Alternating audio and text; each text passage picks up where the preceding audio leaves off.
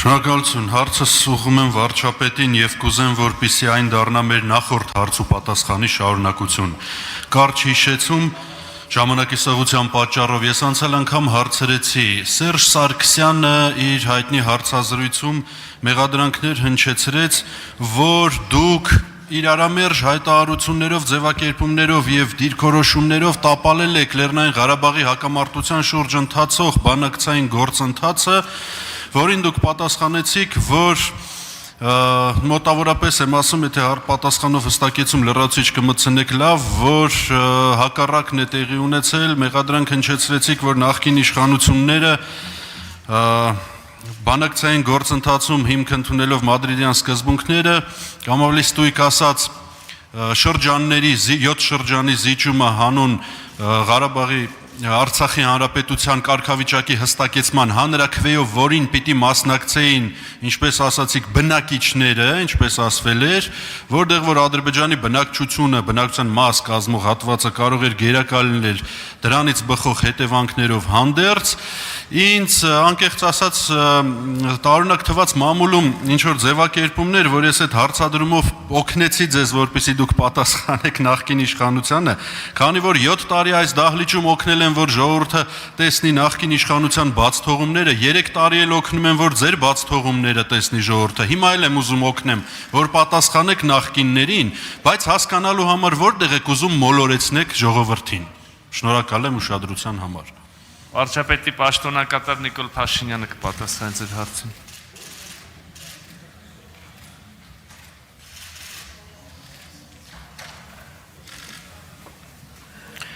Շնորհակալ եմ պարոն Ուրիխանյան հարցի համար, ես ճիշտն ասած այդ դիտողությունը չեմ հասկանում, որ չգիտեմ, ձեզ մեղադրել են, որ մեզ օգնել են, որ մեզ ինչ որ հարցի պատասխանենք, այսինքն մարդիկ ուզում են, որ մենք հարցերի չպատասխանենք, այսինքն չխոսանք, լռության մատնենք, հա։ Ես ընդհակառակը կարծում եմ ավելի շատ հարցեր պետք է հնչեն բովանդակային իշխանությանը, որովհետև դավաճան ասելով չի։ Եկեք թող այդ մեղադրանքը հիմնավորվի։ Տեսնենք դավաճանը ով է։ Ես այդ անկեղծ ասած լավ չհասկացա։ Հիմա եթե դուք դնում եք մեր նախորդ հարց ու պատասխանի համատեքստում, ես էլ մտնեմ այդ տրամաբանության մեջ։ Ընդ որում դուք ասում եք, ինչ որ ես ասում եմ, դուք ասիք, որ ես եմ մեղադրում։ Ես ինձնից ոչ մի բան չեմ ասում։ Սերժ Սարգսյանը 2016 թվականի նոյեմբերի 17-ին Ռոսիա հեռուստաընկերությանը տված հարցազրույցում, որ հենց հիմա ցանկացած ոք կարող է YouTube-ում փնտրել եւ գտնել, հենց հիմա ասում է բառացի հետեւյալը, որ իրենք պատրաստ էին 7 շրջանները հանձնել Ադրբեջանին, բայց Ադրբեջանը ասում էր ոչ, ավելին պետք է տակ։ Հենց ես չեմ ասում, Սերժ Սարգսյանն է ասում, բայց ամեն անգամ Ադրբեջանը առաջ էր քաշում նոր պայմաններ։ Այո, եւ ես պնդում եմ, բայց եթե հիմա նախորդ հարց ու պատասխանի համատեքստում եք դնում, ես ձեզ ավելին ասեմ։ Սերժ Սարգսյանը ավելին էր տալիս Ադրբեջանին, Ղարաբաղի կեսն էր տալիս Ադրբեջանին, բայց Ադրբեջանը էլի ասում էր ոչ։ Ինչպես եմ հիմնավորում այս ասածը։ Շատ պարզ։ Մեր նախորդ հարց ու պատասխանից հետո, երբ որ ես ասում էի, երբ որ Սերժ Սարգսյանը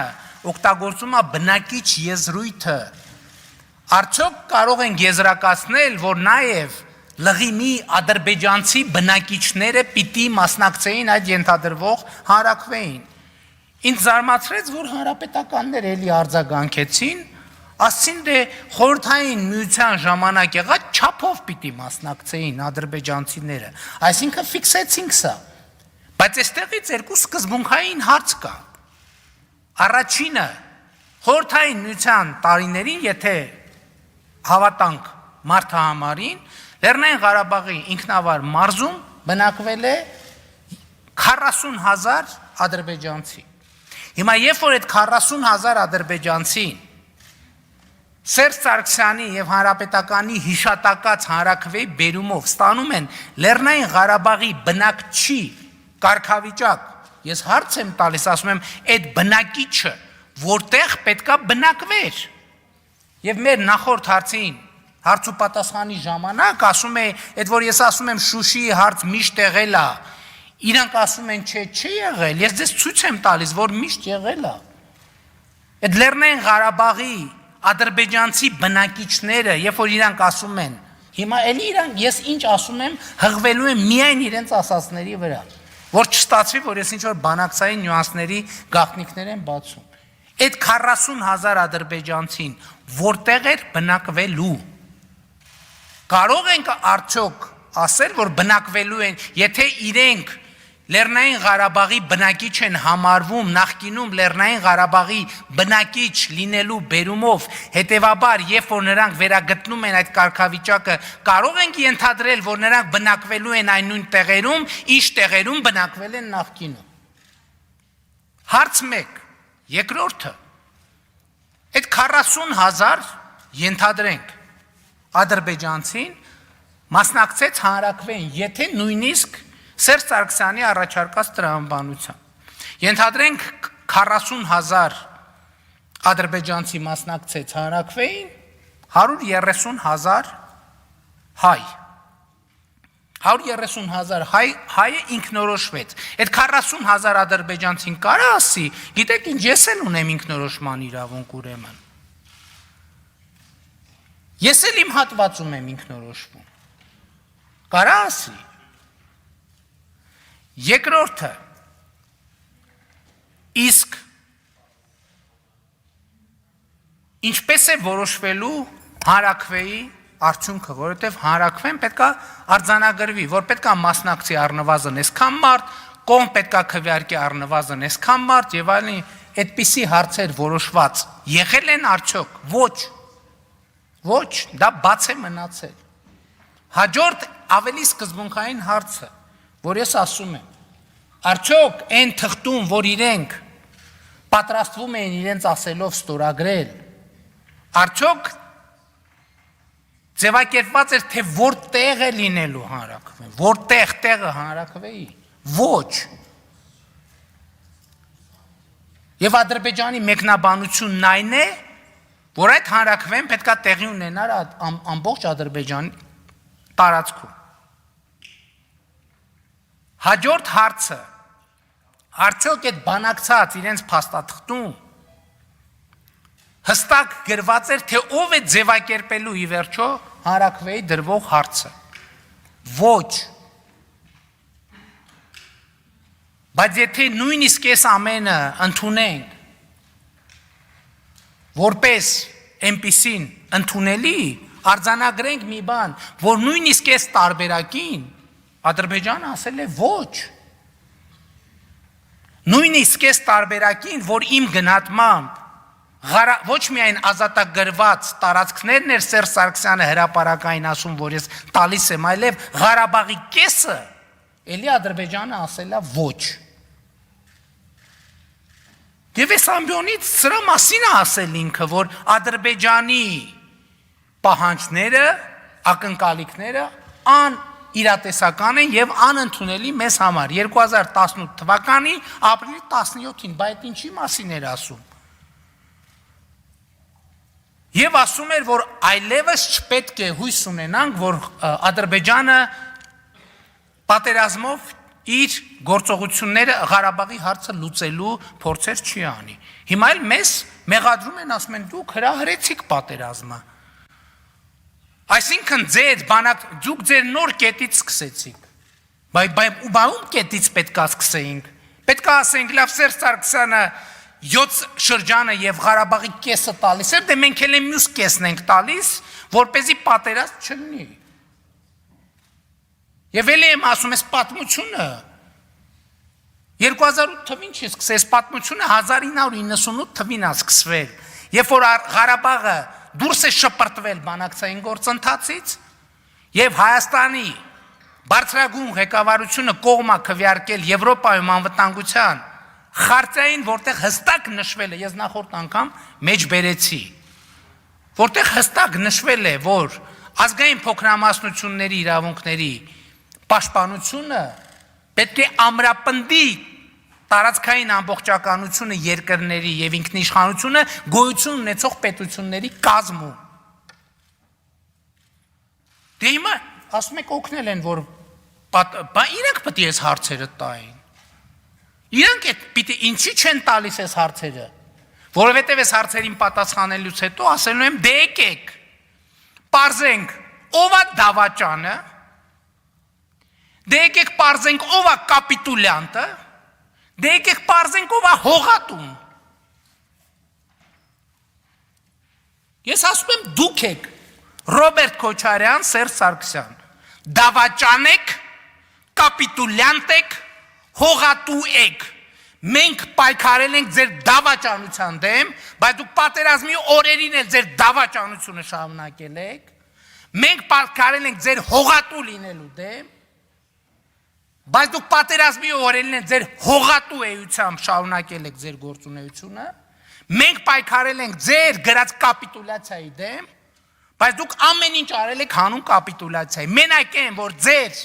վարչապետի թեկնածուն ասում էր զանգում էին գեներալներին, ասում են կարա, ձեր թշնամին այդտեղ չի, ձեր թշնամին ստեղ է։ Ստեղ ուներ Ադրբեջանը թշնամի եւ դուք ունեիք թշնամի։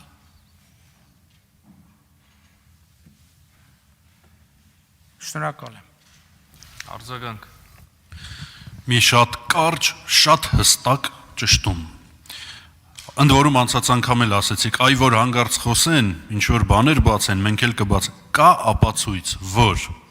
իրանց պնդումը որն է, եթե լիներ հանրակրվե 80-20 հարաբերակցությամբ, կամ ասել է թե 130-40 հազար հարաբերակցությամբ, այն կլիներ բարենպաստ, մեզ համար հայանպաստ որոշում։ Կա ապացույց, որ կար հակառակ որոշում, հակառակ տրամաբանություն կամ միգուցե փաստաթուղթ կամ պայմանավորվածության արձանագրություն եւ այլ, եւ ապացույց, որ Ադրբեջանը դրան դեմ է բացի նրանից ինչ այս ամբիոնից հայտարարվել էր։ Կա ապացույց, մի օր որ բացվի, կա բան բացելու։ Սերժ Սարգսյանի խոսքերն են։ Ես տեսեք, ես ինձնից ոչ մի բան չեմ ավելացնում։ Ոչ մի գաղտնի փաստաթուղթ չեմ հրապարակում։ Սերժ Սարգսյանն այս ամբիոն 2016 թվականի նոյեմբերի 17-ին ասել է, որ մենք ասում ենք 7 շրջանները տալիս ենք, բայց Ադրբեջանը նոր պահանջներ էր առաջադրում։ 2017 թվականի նոյեմբերին կամ հոկտեմբերին Արմենիա հեռուստաընկերությանը տված հարցազրույցում ասել է, որ ապրիլյան պատերազմը նշանակում էր, որ Ադրբեջանը հրաժարվում է հարցը լուծել մադրիդյան սկզբունքների տրամաբանության մեջ։ Ես նախորդ անգամ ասացի, որ մադրիդյան սկզբունքների երկու առանձնահատկություն ունի՝ միջանկյալ կարգավիճակ, կարգավիճակի որոշում հանրակրվեի միջոցով։ Եվ երրորդը ասել է 2018 թվականի ապրիլի 17-ին այս ամբիոնից երկու հայտարարություն։ Բանակցային գործընթացը լավատեսություն չի ներշնչում, ավելի ճիշտ բանակցային գործընթացը կանգնած է, որովհետև բանակցային գործընթացից Ադրբեջանի ղեկավարության ակնկալիքները անիրատեսական է եւ անընդունելի մեզ համար, սա մի հայտարարություն, եւ երկրորդը, որ այլևս բառին շատ կարևոր է ուշադրություն դարձնել։ Այլևս շատ երկար ժամանակ մենք չպետք է հույս ունենանք, որ Ադրբեջանը կթողի ուխտադրուժ իր դիրքորոշումը եւ չի փորձի պատերազմի միջոցով լուծել հարցը։ Սերժ Սարգսյանը ասում է, որ ինքը պատրաստ է ստորագրել այդ թուղթը։ Եվ ես ձեզ ասում եմ, մեր հարցոպատասխանի արդյունքում ինչ պարզվեց։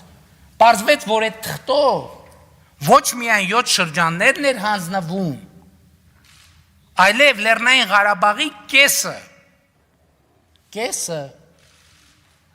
ադրբեջանցի բնակիչների բերումով։ Եվ երբ որ այս ամբիոնից դեռևս նոյեմբերին ասի, որ Շուշիի հարցը միշտ էլ եղել է, աղմուկը աղաղ բարձրացավ, հիմա ես ձեզ ապացուցեցի, թե Շուշիի հարցը ոնց է եղել, երբ է եղել, ինչ բովանդակություն է ունեցել, բայց ամենասկզբունքայինը, որ նույնիսկ սրան, ինչպես թվում է թե տարօրինակ է, չէ, 7 շրջաններն ասում է տալիս ենք, Ադրբեջանն ասում է ոչ, ասում է Ղարաբաղի կեսն էլ ենք տալիս, ասում է ոչ, սա ինչի համար եմ ասում,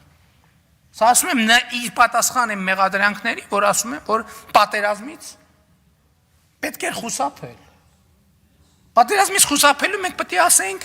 Ղարաբաղի մյուս կեսն էլ ենք տալիս, էլի պետք է ասեին ոչ։ Ասենք լավ պատերազմից գիտեք ինչ։ Այդ դա ամենամեծ դավաճանությունը գիտեք որն է, երբ որ ես նախորդ անգամ եմ ասել են ամենավատ բանակցությունները ավելի լավ է, քան ամենալավ պատերազմը։ Իրենք ոչ միայն գենետիկ վախ են ներշնչել մեր ժողովրդին պատերազմի նկատմամբ, այլև հակառակորդին ցույց են տվել, որ իբր մեր հանրությունը վախենում է պատերազմից, եւ այդ ժամանակ միևնույն ժամանակ չեն պատրաստվել պատերազմին։ 2016 թվականին պարզվել է, որ մեր զենքերը 80-ականների են։ Հասկանում եք, այս ամեն ինչը հո միաշերտ չի։ Տեսեք արդեն որ երրորդ հարցով դուք ինձ ամեն անգամ այդ հարցը տալիս եք, տեսեք հենց ինչքան շերտեր կան։ Եվ ես կոչ եմ անում, ասում եմ, դե եկեք խոսանք լավ, դե գոռացիք մի ամիս, երկու ամիս հողատու, դավաճան, չգիտեմ ինչ։ Դե եկեք նայենք ով է։ Եկեք փաստերով նայենք ով է։ Դուք եք Ռոբերտ Քոչարյան, Սերժ Սարգսյան եւ մյուսներ ելով կա։ Դուք եք դավաճանը, հողատուն, կապիտուլյանտը եւ ձեր բադեն-բադենների համար դուք ծախել եք Հայաստանը, դուք ծախել եք Ղարաբաղը եւ դուք դրա համար կրելու եք պատասխանատվություն։ Շնորհակալ եմ։